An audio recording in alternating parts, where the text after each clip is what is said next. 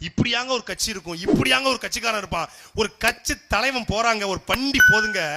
இந்த நான் பார்த்துக்க நிறைய ஊர்ல பார்த்துக்க, ஊருக்குள்ள சம்பந்தமே இருக்காது. எங்க நான் சண்முகனார் திருச்சியில கார்ல போவேன், ஒரு 7 நாய் எதுக்கு துரத்துனே தெரிய துரத்தும். நான் என்னடா உனக்கு பாவம் பண்ணேன். அது மாதிரி என் பையன் டியூஷனுக்கு போயிட்டு இருந்தா 7 நாய் துரத்தும். எங்க தெருவுக்குள்ள போன நின்றோம்.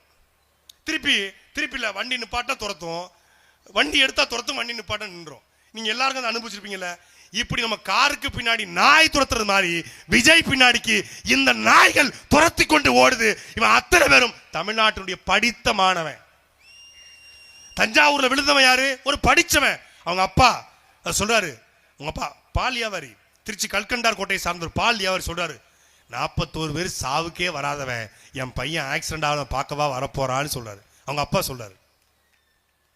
இதெல்லாம் புரிந்து கொண்டு இந்த அழுக்குகளை, இந்த பதறுகளை விரட்டுவதற்கு இருக்கிற ஒரே பேராயுதம் பிரபாகரன் என்கிற பேராயுதம் மட்டும்தான்.